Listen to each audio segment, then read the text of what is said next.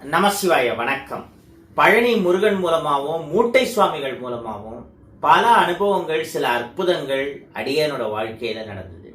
அதைத்தான் இப்ப உங்ககிட்ட ஷேர் பண்ணிக்க போறேன். அதான் நம்ம ஜோசியரோட பையனை வழியே ஜோசியெல்லாம் பாக்குறது இல்லை, ஆன்மீக பொருட்கள் பூஜை பண்ணி கொடுக்கறோம். அதை தவிர்த்து யாருக்காவது ரொம்ப பிரச்சனைன்னு சொன்னாங்கன்னா சில சிம்பிள் பரிகாரங்கள், ஒரு 150 to 200 சிம்பிள் பரிகாரங்கள் இருக்கு. இப்போ பிள்ளையார் கோயிலில் பண்ண வேண்டிய பரிகாரம்னு 21 நாள் 21 சுத்தணும்னு இருக்கு. என் அப்பா டிவிலேயே நிறைய தடவை சொன்னது தான். அதுக்கப்புறம் இந்த ராகுகால நேரத்தில் செவ்வாய் வெள்ளிக்கிழமை மாதிரியான நேரத்தில் பண்ண வேண்டிய பரிகாரங்கள்.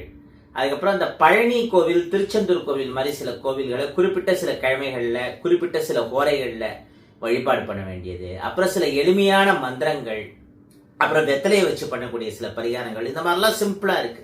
அப்படி அந்த பரிகாரங்கள் எனக்கு தெரிஞ்சது நான் சொல்லுவேன். அதை ஃபாலோ பண்றவங்களுக்கு கரெக்டா நடக்கும். அந்த மாதிரி இந்த செவ்வாய்க்கிழமை செவ்வாய் உரையில பழனி முருகனை தரிசனம் பண்ணிட்டு வந்தா எப்பேற்பட்ட பிரச்சனையா இருந்தாலும், முக்கியமா இந்த எதிர்ப்பு, எதிரிகள்னால வரக்கூடிய பாதிப்பு, சொத்து சம்பந்தப்பட்ட பிரச்சனை, அதெல்லாம் சரியாகும். சொந்த வீடு அமையிறது, இந்த மாதிரிலாம் நிறைய இதுவாகும். ஸோ செவ்வாய்க்கிழமை செவ்வாய் உரையில பழனி வரைக்கும் போக முடியலனாலும் உங்க வீட்டுக்கு பக்கத்துல இருக்கிற பழமையான முருகன் கோயில வழிபாடு பண்ணலாம். இப்ப சென்னை பாரிஸ் கந்தக்கோட்டம் முருகன் கோவில் அவ்வளவு பவர்ஃபுல்லான கோவில். காலையில 6 மணிக்கு பாரிஸ்ல இருக்கிற முருகன் கோயில்ல நம்மளால இருக்க முடியாது. அந்த செவ்வாய் உரைங்கிறது அந்தந்த கிழமையில அந்த ஓரை ஃபர்ஸ்ட் வரும். செவ்வாய்க்கிழமையில காலையில 6 to 7 செவ்வாய் உரை. அதே மாதிரி மத்தியானம் 1 to 2, அப்புறம் நைட்டு 8 to 9. இதுல மத்தியானம் 1 to 2 கோவில் திறந்திருக்கிறது டவுட் பல இடங்கள்ல. பழனி முருகன் கோவில் மத்தியானமும் திறந்திருக்கும், அது வேற விஷயம். நைட்டு 8 மணிக்குள்ளேயே சில கோயில்கள் மூடிடுவாங்க. காலையில 6 to 7 பெரும்பாலும் நிறைய கோவில்கள் திறந்திருக்கும். ஸோ இது கரெக்டான டைம். அந்த மாதிரி நம்ம சொல்லி செவ்வாய்க்கிழமை செவ்வாய் உரையில பழனி முருகனை வழிபட்டு அதனால நிறைய பேருக்கு பல மாற்றங்கள் நடந்திருக்கு. நம்மளும் முருகன் கோயிலை பார்த்துருக்கோம், பழனி முருகனை ஒரு 4-5 தடவை. ஆனா அந்த செவ்வாய்க்கிழமை செவ்வாய் உரை அதை ஃபாலோ பண்ணது இல்லை. அதை ஃபாலோ பண்ணி ஒரு தடவை நம்ம அப்பன் முருகனை பார்க்கணுங்கிறது நம்மளோட ஆசை. எப்பவுமே முருகனோட 6 ஃபேஸ் நமக்கு பின்னால இருந்து நம்மள வழி நடத்திட்டு இருக்கேன். அதனால எப்ப பண்றதுன்னு ஒரு யோசனையிலே இருந்தேன். கும்பகோணத்துல சில கோவில்கள் தரிசனம் பண்றதுக்காக போச்சு.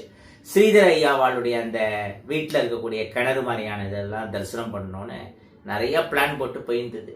அந்த நேரத்துல கும்பகோணம் கிட்ட போறப்போ ஒரு பையன் ராங் ரூட்ல நம்ம கார் மேல மோதி பிரச்சனையாகி கும்பகோணம் தாலுகா போலீஸ் ஸ்டேஷனுக்கு வண்டியை விட வேண்டியதாயிடுது. அப்ப அங்க சில பாலிடிக்ஸ் எல்லாம் போயிருந்தது. அந்த நேரத்துல என் அப்பாவுக்கு இன்ஃபர்மேஷன் பண்ணேன். என் அப்பா கும்பகோணத்துல இருக்கிற ஒரு முக்கியமான பர்சன், ஒரு பெரும் புள்ளிக்கு போன் போட்டார். கொஞ்ச நேரத்துல அவர் வந்தார். பொதுவா இந்த பெரும் புள்ளிங்கன்னா எப்படி இருப்பாங்க, அவங்களுடைய அந்த தோற்றம், அந்த மிடுக்கு, அப்படியே பார்த்தாலே எல்லாரும் நடுங்கிற மாதிரி, அப்படிதானே? இவர் அப்படி இல்லை, அவ்வளோ சிம்பிள். கிட்டத்தட்ட 200 பேர் அவர் கீழே வேலை பார்த்துட்டு இருக்காங்க. ஆனா அந்த தோரணை கொஞ்சம் கூட இல்லை. அவ்வளோ சிம்பிளா, அவ்வளோ அன்பா எல்லாரோடையும் பழகக்கூடியவர். யாருன்னா கும்பகோணத்துல டியூட்ஸ்னு ஒரு துணிக்கடை நீங்க கேள்விப்பட்டிருக்கலாம். துணிக்கடை, ஜூஸ் கடை மாதிரி பல கடைகள் அவருக்கு சொந்தம். ஒரு நாளைக்கு 300 to 400 பேருக்கு குறைஞ்சபட்சம் அன்னதானம் பண்றாரு. ரொம்ப ஒரு அருமையான மனுஷன் ரமேஷ் சார். அவர் போலீஸ் ஸ்டேஷனுக்கு பேசி ரொம்ப ஸ்மூத்தா ப்ராப்ளத்தை சால்வ் பண்ணி எங்களை அந்த இடத்துல இருந்து ரெஸ்கியூ பண்ணி கூட்டின்னு வந்தார். அவர் இல்லைன்னா இன்னும் சில மணி நேரம் இழுத்து அடிச்சிருக்க வேண்டியதா இருக்கும். எப்படியா இருந்தாலும் எங்க சைடு பெருசா மிஸ்டேக் இல்லைங்கிறதுனால நான் வந்திருப்பேன். பட் அவர் இல்லைன்னா அது இன்னும் ஒரு 4 to 5 hours அட்லீஸ்ட் அந்த விஷயம் எக்ஸ்டெண்ட் ஆயிருக்கும். அந்த டயத்தை அவர் சேவ் பண்ணார். அதனாலதான் அட்லீஸ்ட் எங்களால கரெக்ட் டயத்துக்கு ரூமுக்கு ஒரு சில கோயில்களையாவது பார்க்க முடிஞ்சது. அப்புறம் 2ஆம் தடவை லாஸ்ட் டைம் விட்ட கோவில்கள் எல்லாம் மறுபடியும் பார்த்துட்டோம், அது வேற விஷயம். அப்படி ரமேஷ் சாரை பார்த்தப்போ அவர் ஒரு விஷயம் சொன்னார், மூட்டை சுவாமிகளை பத்தி. இந்த பழனி மூட்டை சுவாமிகளை பத்தி கேள்விப்பட்டிருக்கீங்களா கிருஷ்ணான்னு ஆரம்பிச்சார். கேள்விப்பட்டிருக்கேன் சார், கணக்கன்பட்டி சுவாமிகள்னு சொல்லுவாங்க இல்ல? ஆமா, அவரை பார்க்கணும், அவரோட இடத்த தரிசனம் பண்ணணுங்கிறது என்னோட ரொம்ப நாள் ஆசை. ஆனா எப்ப டைம் வரும்னு தெரியல அப்படின்னு. இன்னைக்கு இந்த யோகி பாபு மாதிரி பல நடிகர்கள் அந்த மூட்டை சுவாமிகளை அடிக்கடி போய் பார்த்துட்டு இருக்காங்க. அன்னைக்கு இருந்தக்கூடிய நிறைய ஸ்டார்ஸும் அவரை தரிசனம் பண்ணதுக்கு அப்புறம் வாழ்க்கையில உச்சத்துக்கு வந்திருக்காங்க. சினிமா பிரபலங்களா இருக்கட்டும், இல்ல மத்த ஏதாவது பிசினஸ் பர்சன்ஸ், அந்த மாதிரி நிறைய பேருக்கு அவருடைய அனுகிரகங்கிறது ஹெல்ப் பண்ணிருக்கு. அவர் சாமானிய பாமரன் மாதிரி இருப்பார் பார்க்கறதுக்கு தோற்றத்துல. ஆனா அவரோட சக்திங்கிறது கற்பனையே பண்ணி பார்க்க முடியாது. ஒரு சின்ன உதாரணம் சொல்றேன். நார்த் இந்தியால இருந்து ஒருத்தங்க வந்திருந்தாங்க பழனி முருகனை தரிசனம் பண்றதுக்காக. ஏன்னா அந்த நார்த் இந்தியன் பிசினஸ் பர்சனோட பையனுக்கு பேச்சு வராது. அதுக்கு பரிகாரமா பழனி முருகன் கோயிலை யாரோ ஒரு ஜோசியர் சஜஸ்ட் பண்ணிட்டார். இப்படி இந்த பழனி கிட்டக்க வரப்போ திடீர்னு காரு குறுக்க ஒருத்தர் வந்தார். உடனே சரின்னு வண்டியை நிறுத்தினார் சம்பந்தப்பட்ட அந்த பர்சன். கார்ல இருந்து இறங்கி உங்களுக்கு என்ன வேணும்னு கேட்டார். அப்ப பக்கத்துல ஒரு தள்ளுவண்டி கடை இருந்தது, அங்க சிக்கன் பிரியாணி வித்திருந்தாங்க. எனக்கு அது சாப்பிட்றதுக்கு வேணும்னு. ஆக்சுவலி அவர் வெஜிடேரியன் தான், பட் இருந்தாலும் இவருக்கு பசி, சிக்கன் பிரியாணி கேட்கிறார். சரி வாங்கி கொடுக்கறதுல என்ன ஆயிட போறதுன்னு அந்த நார்த் இந்தியன் என்ன பண்ணார், சிக்கன் பிரியாணி வாங்கி அவர்கிட்ட கொடுத்தார். அதை அந்த பிசினஸ் பர்சன்ட்ட கொடுத்து பிரிச்சு பாருன்னு சொன்னா அந்த சிக்கன் பிரியாணி தயிர் சாதமா மாறிடுது.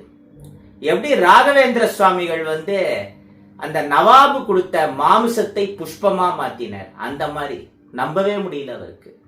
இந்த தயிர் சாத்தம் உன் பையனுக்கு கொஞ்சம் ஊட்டி விடுனார். சரின்னு அவரும் ஊட்டி விட்டார். அந்த சம்பந்தப்பட்ட பிசினஸ் பர்சனோட ஒய்ஃபே எல்லாரையும் எடுத்துக்க சொன்னார். எல்லாரும் அதை சாப்பிட்டு அதுக்கப்புறம் கொஞ்சம் தூரம் நகுந்த உடனே ஒரு ஆடு குறுக்க வந்தது, காரு குறுக்க. அந்த பையனுக்கு பேச்சு கத்த ஆரம்பிச்சுட்டான், ஆடு குறுக்க வருது, ஆடு குறுக்க வருதுன்னு. அப்படியே ஆடி போயிட்டார் அவர். எல்லாம் அந்த மூட்டை சுவாமிகள் பண்ண அற்புதம். அதுக்கப்புறம் அதே சந்தோஷத்தோட பழனி முருகனை தரிசனம் பண்ணிட்டு மூட்டை சுவாமிகளையும் தரிசனம் பண்ணிட்டு அவர் கிளம்பினார். இப்படிலாம் நிறைய விஷயங்கள் அப்பவும் பண்ணார், இப்பவும் பண்ணிட்டு இருக்க. அவருக்கு ஒரு தனி சக்தி இருக்கு. அதனாலதான் அத்தனை பேர் தொடர்ந்து தினமும் அவரை தேடி வந்துட்டு இருக்காங்க. இன்னமும் பல பேர் கூட அவர் பேசிட்டு இருக்காரு. இந்த மாதிரிலாம் அவ்வளோ பெரிய ஒரு மனுஷன் ஏன்னா அந்த மாதிரி ஒரு பிரச்சனையில இருந்து காப்பாத்தினவர் சொன்னப்போ மூட்டை சுவாமிகளை உடனே பார்த்தானுன்னு நான் முடிவு பண்ணேன். அதுக்கு அடுத்த மாசமே பிப்ரவரி மாசம் ஒரு நல்ல நாள் குறிச்சுது. அப்பதான் அந்த கருங்காலில முருகன் விக்கிரகத்தை பண்ணி ரொம்ப பவர்ஃபுல்லான பூஜை ஹோமம் எல்லாம் பண்ணிட்டு, முருகன் செவ்வாய்க்கு அதிபதி, கருங்காலி செவ்வாயோட சம்பந்தப்பட்டது. முருகனை இந்த மாதிரி அழகான வடிவத்துல கருங்காலில பண்ணி நம்ம பூஜை பண்றப்போ எப்போதும் முருகன் நம்ம கூடயே இருப்பார். பழனி முருகன் 365 டேஸும் நம்ம கூடவே இருந்தா, திருச்செந்தூர் முருகன் 365 டேஸும் நம்ம கூடவே இருந்தா, அந்த கோவில இருக்கிற மூலவர் நம்ம வீட்டுக்கு வந்தாருன்னா யோசிச்சு பாருங்க. அந்த மாதிரி ஒரு டிவைன் வைப்பு பவரை தரக்கூடியது இந்த கருங்காலி முருகன் இதுங்கிறது. வெறும் பொம்மையா பண்ணி வித்தா அது ஒரு ப்ராடக்ட், அவ்வளவுதான் பொருள். ஆனா இவர் அப்படியா கடவுள். சோ அந்த முருகனுக்கான மூல மந்திரத்தை 1,20,000 தடவை 12 வேத பண்டிதர்களை வச்சு உரியேத்தி ஓம் சூம் சௌம் சுப்பிரமணியாய நமக, இதுதான் இந்த முருகனோட முக்கியமான மூல மந்திரம். இதை உரியேத்தி ஹோமம் எல்லாம் பண்ணி எல்லாம் கம்ப்ளீட் பண்ணியாச்சு.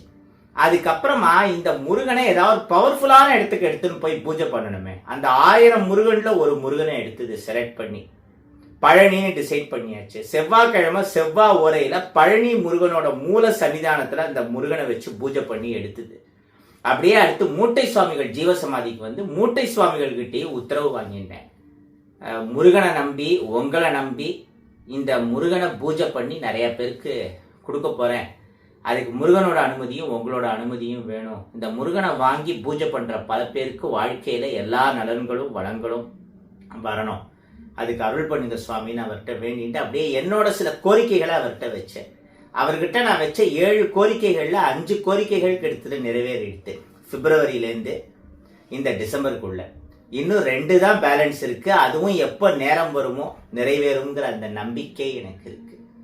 அப்புறம் அந்த பழனி மூலஸ்தனிதானத்துல வச்சு பூஜை பண்ண அந்த முருகன் விக்கிரகத்தை இங்கே எடுத்துன்னு மற்ற விக்கிரகங்களோட அந்த விக்கிரகத்தை வச்சு அந்த எனர்ஜி டிரான்ஸ்பர்மேஷன் சொல்லுவாங்க, சக்தியை டிரான்ஸ்ஃபார்ம் பண்றது எல்லாத்துக்கும், அதுக்கு ஒரு பூஜை தனியா ஸ்பெஷலா அதே மாதிரி வேத பண்டிதர்களை வச்சு முருக பக்தர்களை வச்சு பண்ணி திருப்புகழ் பாராயணம் மாதிரியான இதெல்லாம் கம்ப்ளீட் பண்ணி அப்படி பண்ணி இந்த அற்புதமான ஆற்றல் வாய்ந்த கருங்காலி முருகனை நம்பி கேட்கிற பல பேருக்கு கொடுத்துட்டு இருக்கு.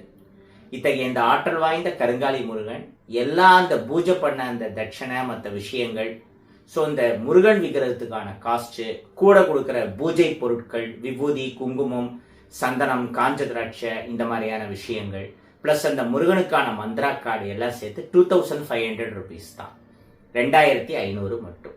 இந்த கருங்காலி முருகன் தேவைப்படுறவங்க ஸ்கிரீன்ல பார்க்குற இதே நம்பருக்கு, இதே நம்பர்ல தான் நமக்கு வாட்ஸ்அப், கூகுள் பே, ஃபோன்பேன்னு எல்லா மேஜர் அக்கௌண்ட்ஸும் இருக்கு. வாட்ஸ்அப்ல உங்களோட அட்ரஸ் டீட்டெயில்ஸை மெசேஜ் பண்ணி ஆர்டர் பண்ணிக்கலாம். அப்படி இல்லைன்னா டைரக்டா வாங்கிக்கிறதா இருந்தாலும் வாங்கிக்கலாம். மண்டே டு சண்டே மார்னிங் 9லேருந்து நைட் 8 வரைக்கும் நம்ம ஷாப் எப்போதும் ஓப்பன்ல தான் இருக்கும். அல்ல வைத்தேய அறம் பெருகட்டும், அவன் அருளாலே அவன் தாழ் வணங்கி அந்த பழனி முருகன் அருளாலும் மூட்டை சுவாமிகளுடைய அருளாலும் உங்களுடைய எல்லா நியாயமான கோரிக்கைகளும் நிறைவேறணும்னு பிரார்த்தனை பண்ணிக்கிறேன். வாழிய செந்தமிழ், வாழ்க நற்றமிழர், வாழிய பாரத மணித்திருநாடு. வந்தே மாதரம். ஜெய் ஹிந்த்.